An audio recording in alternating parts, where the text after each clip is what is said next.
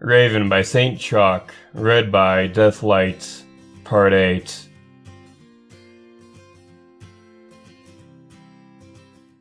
Raven stepped through the cracked entrance of the ancient castle's throne room, tattered banners hanging near shattered windows.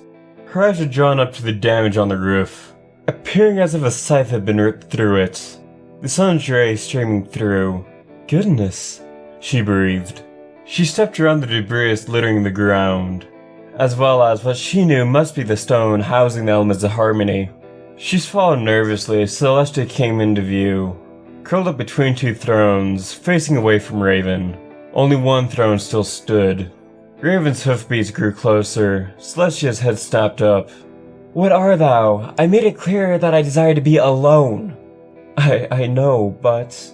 Raven blubbered for a moment, then gritted her teeth and offered forward a cup magically floating by her side.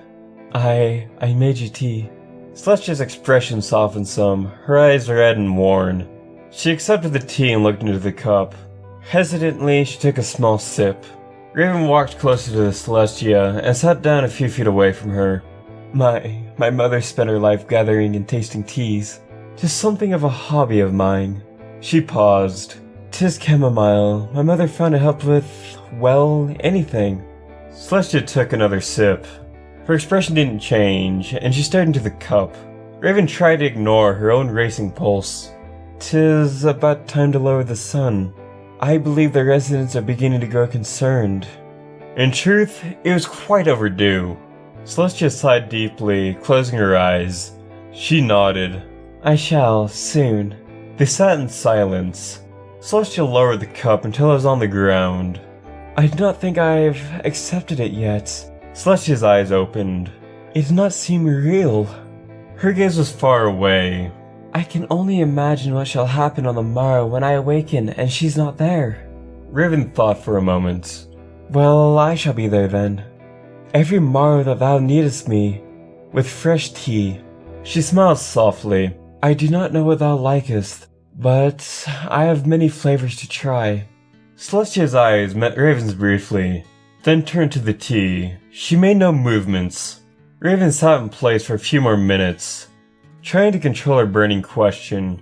She closed her eyes, inwardly cursing herself. "Princess, I do not want to ask this question, but I must know." She swallowed. How long will she be gone?" "A millennium," Celestia answered.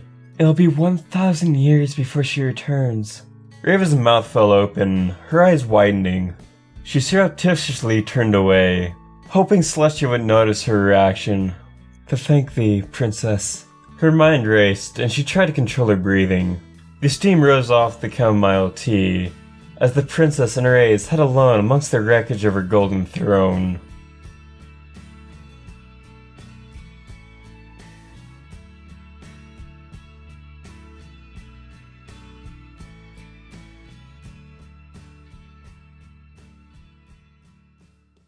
Hello everyone, I'm sorry I've been away for a while, but in between just work during the summer and just trying to get ready, getting all my money ready for college, I was always exhausted when I got home. I guess I'm just making excuses because these things are just really short, but I think y'all understand when you just get home and you just want to lay down and go to sleep. That's just pretty much how I felt.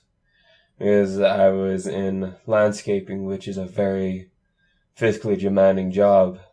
So, anyways, now I'm in college, and I'm doing bookwork now, so right now I'm just getting through all the bookwork right before I get into the auto body stuff, so yeah, just a lot of work everywhere. And the cool thing is, though, this weekend I get to design and sketch out what am I thinking of here?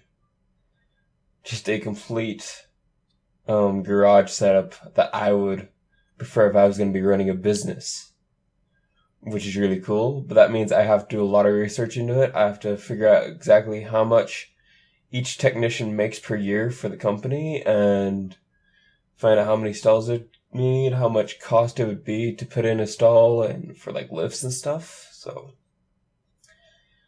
a lot of work that way, but it'd still be really damn cool to make one.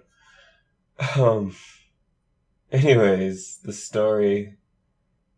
There isn't really that much to the story. This is just the chapter where Luna gets banished to the moon, pretty much. So yeah. Anyways, guys, I'm back. I'm narrating again. My voice still isn't quite up to par because this water down here is absolutely terrible. It sucks. It just destroys my throat every time, and my voice has been actually getting a lot more raspier and a little bit higher because of that. I am right now just trying to get my voice smooth, but as you can tell, it's not working all the way. Anyways, if you guys do want to support me now, I do have my Patreon open and set up, and every dollar is greatly appreciated and needed. Yes, it's still off in visual. Because, yeah, I am in college, university, whatever you want to call it, and I've got everything paid off but my tools. And the tools themselves are the most expensive part of the whole entire program. So, yeah, any dollar is greatly appreciated and greatly wanted too. So, yeah, I have my Patreon open, as well as if you just want to do one-time donations, I have that there as well on my PayPal, so... Thank you all, and have a good night.